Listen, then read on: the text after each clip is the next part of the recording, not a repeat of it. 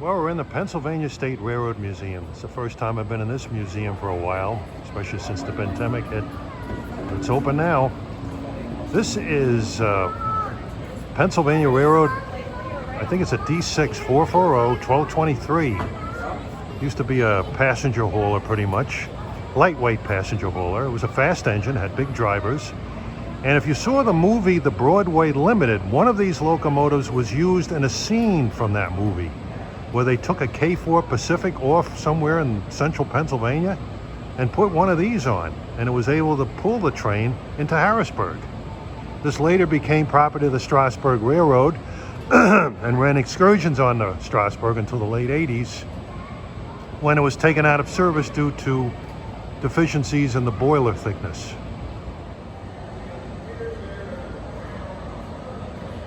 The big drivers. Yeah, this is a D16 type from the Pennsylvania Railroad, 440. And this locomotive appeared in the movie Hello, Dolly back in 1969, where it went to Garrison, New York Station, which they made it look like it was Yonkers. I'm pretty much going to concentrate on locomotive types, and if I have any stories to tell about the locomotives or rolling stock, I will mention it. This one in particular. This is a former Reading Company MU car built by Bethlehem Steel in 1931. I've ridden on a few of these back in Reading Company days out of Philadelphia's downtown Reading terminal, and some of these were painted into a blue and gray paint scheme that they call blue liners, and some of these cars ran until the early 90s.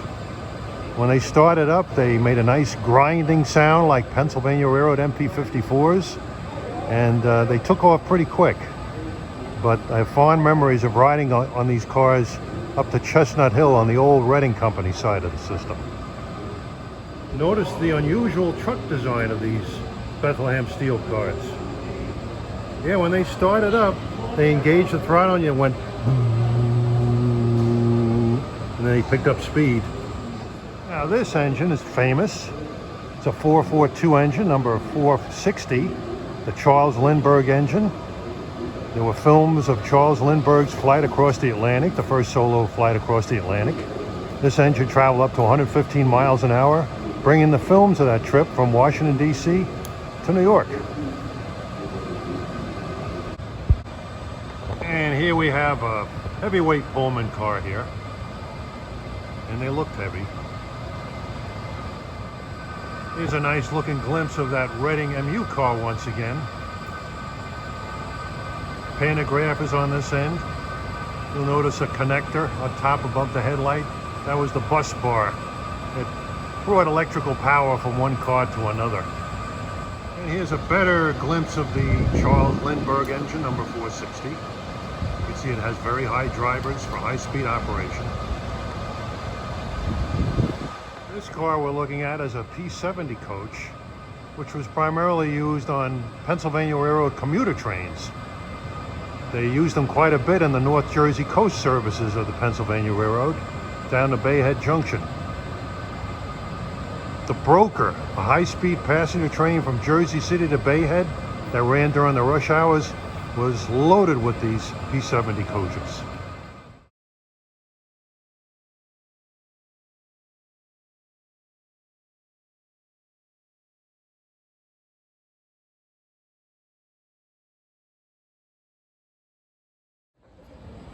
Now this magnificent lady is the Pennsylvania Railroad GG1 electric locomotive. Probably the finest locomotive ever built in America. Although some will not agree, but it ranks out up there with some of the world's best. This thing was primarily built for the Pennsylvania Railroad. Its mean horsepower is about 4,620 horsepower, but it could overload to about 9,000 horsepower when they needed that extra power. And this thing could do it all. It could haul freight, long freight trains.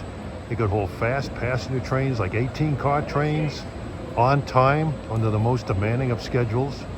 They pretty much owned the New York, Washington, New York, Harrisburg market. They were everywhere. They were sleek and very fast. The GG1 was built by Altoona in Altoona, Pennsylvania. The Pennsylvania Railroad shops were there. And, well, these things routinely traveled at 100 miles an hour. In fact, when they did travel that fast, they weren't even putting out all of its power. They didn't make a lot of noise when they were starting up. When they were sitting in a station, you pretty much heard blower motors blowing. But when the train started up, you could hear the breakers engage when the throttle was moved out. And when it picked up speed, you could hear the traction motors humming, accelerating like...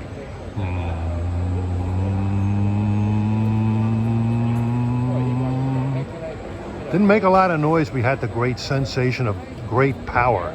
And these things most certainly were powerful.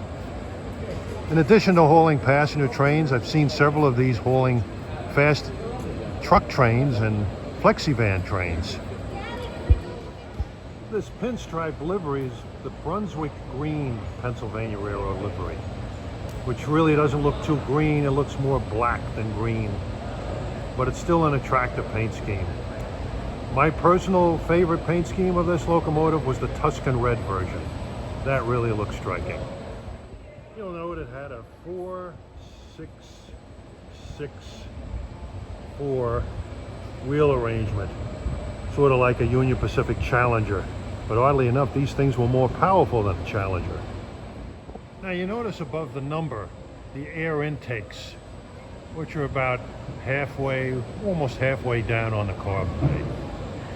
Back in 1958, there was a bad snowstorm in the Northeast, and kind of an unusual phenomenon took place where ice crystals formed about the level of those air intakes. And when that happened, all the GG1s shorted out just like that on the road. It was dead. They had to be pulled by diesels and other electric locomotives. So a modification was done to correct that problem. They put the air intakes on that frame up there, just below the pantograph. Railroaders will tell you just how powerful these locomotives were. They're pretty much indestructible. The inner body frames look like truss bridges. And supposedly a GG1 hit a bulldozer at 128 miles an hour and threw it across 4 tracks, but the engine only had a crumpled nose on it. Back in the late 60s, when the Metroliners came into service with their 3-hour New York-Washington runs, and they had a top speed of 110 miles an hour, many engineers would try to beat those Metroliners on parallel tracks, and they did. Unfortunately, many of them were suspended without pay for about a month. But these engines could outperform a Metroliner. In fact, when the Metroliners in the 70s started to show a lot of wear and tear and defects, the GG1s hauled Metroliner cars on the New York-Washington run, and they kept the schedules. So just gives you an idea how durable and how, they could achieve the impossible, these locomotives. I've ridden behind many of these between New York and Philadelphia and New York and Washington. After the Penn Central takeover of the New Haven in 1969, they went up to New Haven, these things. It was weird to see them up there. But I had many memorable rides on these things. They were great at making up time. One icy night, I took a train out of Philadelphia. Oh, the snow and ice was incredible. The GG1's traction motors were slipping every few feet, and the traction motors were going, and sparks flying all over the place. But somehow we got into New York on time. They were great. You'll notice the single beam headlight on the GG1. They were pretty much all built with that, but in later years they received a double beam headlight. This particular engine was retired in early Amtrak days. They were taken over by E60s and EM7s.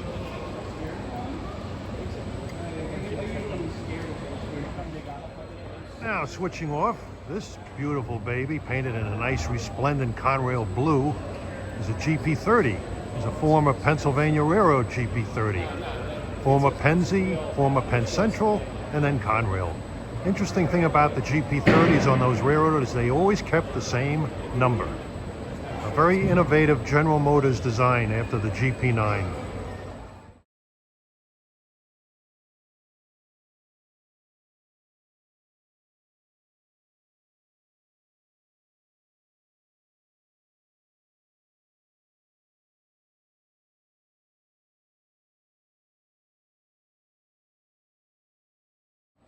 Now this locomotive here is one of General Motors' most popular locomotives. A GP9, 1750 horsepower, leaded for the Pennsylvania Railroad. You can find another replica of this locomotive type on Horseshoe Curve, a different GP9. Very popular locomotive.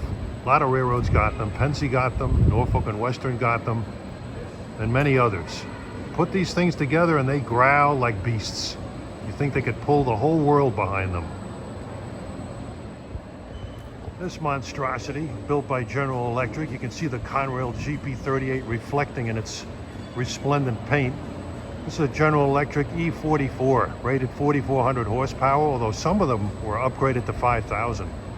These hold freight until like the late 70s, I believe, running up and down the old Pennsylvania Railroad line, New York to Washington to Harrisburg. Very loud engines, had very loud blowers, but they could pull like hell. They pulled seemingly endless freight trains, put 3 or 4 of them together, and trains would exceed almost 200 cars. Very loud blowers though. You always knew when one was coming, just by the sound of that blower going by. And this beautiful Pennsylvania Railroad Tuscan red painted locomotive is an E7 built by EMD. Pretty much a passenger engine. Hauled many of Pennsylvania Railroad's premier passenger trains and some secondary trains. Finished its career hauling North Jersey coast trains down to Bay Head. And some of these I've seen on Flexivan trains from Chicago to New Jersey terminals. They're rated at 2,000 horsepower. They're the predecessor to the E8 locomotive.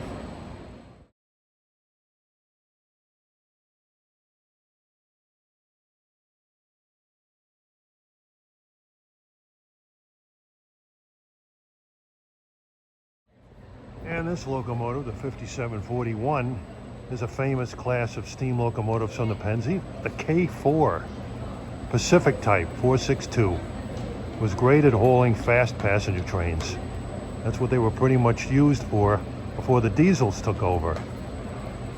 Later years, they used these steam locomotives on the North Jersey coast trains between South Amboy, New Jersey and Bay Head Junction, New Jersey. They used to haul the broker out of Jersey City down to Bay Head Junction, fast rush hour train. Well, these K4 locomotives were not just relegated to the Pennsylvania Railroad. They also hauled trains on the Long Island Railroad.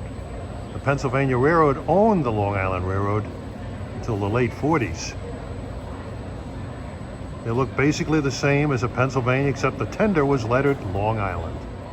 Here's a famous locomotive. This is an Atlantic type 442 locomotive, high-speed engine, number 7002.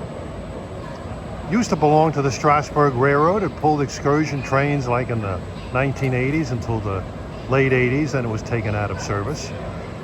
That engine was even fitted with cab signals. It ran on some fan trips out to Harrisburg and Philadelphia in the 1980s. But the claim to fame for this engine, although it's not the exact same 7002, this is like a former 8600 locomotive, but it was still an Atlantic. The 7002 supposedly traveled at 127 miles an hour through the plains of Ohio back in the 20s or 30s. Class E2 Atlantic type. This engine, the 5690, is a B1 class electric switcher. Built for switching duties only. They're not mainline engines by the pint-sized shape of these things. But I saw many of these switching at Sunnyside Yard in Queens and Ray Street Yard in Philadelphia. They resemble a smaller version of the P5 electric. Those are in the 4700 class. They were more than twice as long, and they haul passenger and freight. In fact, there was a version of the P5 called the P5A, which was a modified version. It didn't have that boxy look, but it was an early design that kind of paved the way for the GG1 design. Yeah, the GG1 again. From any angle, that thing is magnificent. Sorry, John, but I had to get a picture of this. This is a cab of a Norfolk Southern engine. Looks like it might be a simulator. Yeah, this is a simulator. I'm sure they have tons of these down in Atlanta, Georgia, their headquarters. And what you're looking at is the Solari board that was taken out of 30th Street Station, Philadelphia. These are all over the place. Penn Station had a big one, New York. Used to be sitting in 30th Street right in the center of the huge waiting room. Here's how the Solari board works. Some examples.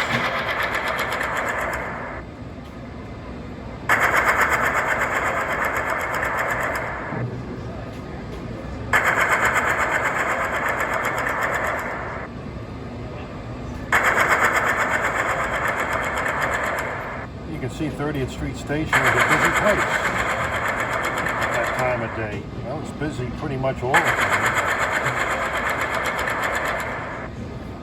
Now we're out in the yard now of the museum amidst the humidity. This is an old Broadway Limited observation car. And this large engine is an Amtrak electric locomotive, the E60. They had two different types. The E60 CP, which had a steam generator, and the E60 CH, which had a HEP generator. But these locomotives were built by GE in the 1970s, rated at 6,000 horsepower. And they were not very good locomotives. They were designed for high-speed 120-mile-an-hour operation, but they couldn't go faster than 80 because they would derail quite a bit. These things had lots of lateral motion. When engineers were running trains, they felt like they were going to go off the rail at any time. They shook and rattled, and it was an adventure to run an engine like this over 80 miles an hour. But they were great pullers. They primarily used them hauling the long-distance trains, like the Silver Star, the Silver Meteor, and the Crescent. For pulling, as long as they didn't go faster than 80 miles an hour, they were very good engines, but for the most part, they were GE junk. These engines, pretty much, many of them went to New Jersey Transit. They finished their careers on New Jersey Transit. They were stored on a dead line west of the Denville station on the Morrison-Essex line. Probably the best thing about these locomotives were the beautiful five-chimers that they had. 3750 is another Pennsylvania Railroad K4, which finished its career on the North Jersey coastline in the 1950s, hauling South Amboy to Bayhead trains. Here's a switcher type. I'm not sure what type it is, an SW7 and SW8. I'm not really sure. But it's from the Maryland and Pennsylvania Railroad, nicknamed the Ma and Pa. Now here's an interesting car. This is a Metroliner cab car. Well, they were all cab cars. They usually ran in 4 or 6 car sets, but all the cars had cabs on them. Metroliner service was instituted from New York to Washington, I think in 1969, early in 1969. Ran from New York to DC in 3 hours. They travel a maximum speed of 110 miles an hour. They even experimented with a 2.5-hour nonstop train from New York to Washington, but it could never meet the schedule. The Acela Express today, on the other hand, routinely meets the schedule, and there are several reasons for this. The speed limits are higher on part of the right-of-way. It can go up to 135 miles an hour, and those cars can tilt where these cars cannot. There are several of these Metroliner cab cars in service today. They are pretty much cab cars in push-pull service, where there's an electric or diesel locomotive shoving on the other end. You can find a lot of these cars in service on the Keystone trains between Harrisburg, Philadelphia, and New York City. The car next to it, that's an old Pennsylvania Railroad sleeper, I believe. The windows are spaced apart to accommodate the different rooms, but in later years they converted those sleepers into coaches. And I rode many a times between New York, Philadelphia, and Washington in those coaches, and not all the seats lined up with the windows. Sometimes I sat in a seat where I was looking at a solid wall. They were not very good cars as coaches. Mark later got a few of these cars before they took them out of service. And this locomotive, built by the Baldwin Locomotive Works in Eddystone, Pennsylvania, is an old S12 engine. Baldwin locomotives were very common in the Philadelphia area since they were so close to the plant, and a lot of them finished their careers working around Philadelphia. And I think there's still a few short lines that still use Baldwins in southern New Jersey, for one. They had a completely different sound. They sounded nothing like any Alco or GM or GE locomotive you ever heard. This unusual locomotive is an Alco Century 415, 1,500 horsepower with a steeple cab. They served on a few railroads, a couple that I know of with the Southern Pacific and the Rock Island. I think some of them went to Mexico. In later years, they served on a regional railroad on the Ohio River in West West Virginia, shipping coal cars around. And this large steam locomotive, the 6755, is a former Pennsylvania Railroad M1 mountain type locomotive. Had a 482 wheel arrangement. They were the primary freight train pullers running down the middle division. They were pretty good pullers, and they did haul some pretty long trains. Another view of this large engine.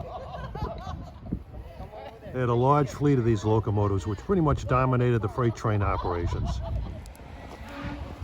Now you can hear 611 blowing its whistle in the background. What we're looking at is a Lehigh Valley Bud RDC car.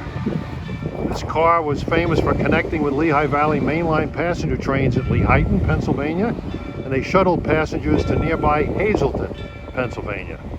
A lot of railroads had RDCs, rail diesel cars, what they call them, or just plain Bud cars. Boston and Maine had them, the New Haven had them, the New York Central had them, the Pennsylvania Reading Seashore Lines had them, the CNJ had them, the Reading Company had them, the Baltimore and Ohio had them, Northern Pacific had them, even the Santa Fe had them. Now different railroads had different marketing names for the RDC trains. Boston and Maine called them as Highliners. The New York Central called them B-liners. The Baltimore and Ohio called them Speedliners. Canadian National had them, they called them Railliners. And the Canadian Pacific had them as well, they called them Dayliners. Note of mention, my home railroad, the Long Island Railroad, had two of these. They got in the 50s.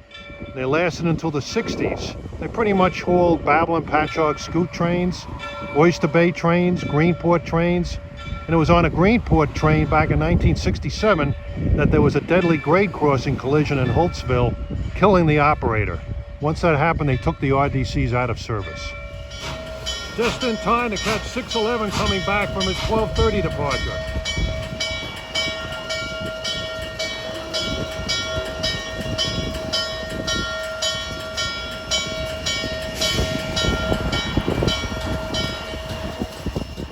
Gonna disconnect them and run around the train.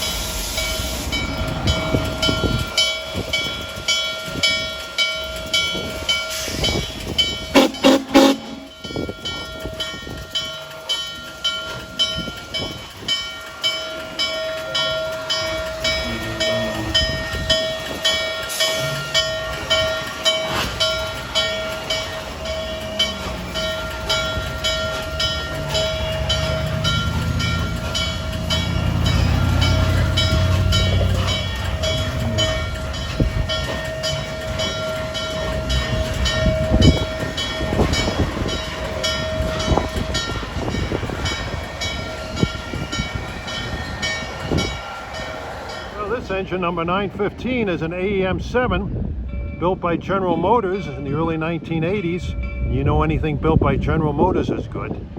This engine toiled on Amtrak for many years, from early 1980s to the mid 2015s.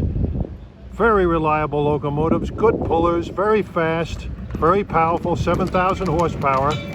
Other railroads adopted those locomotives, such as Mark of Baltimore, Washington, D.C., and SEPTA of Philadelphia. A storied locomotive. In fact, this particular locomotive, the 915, I believe, was involved in a wreck.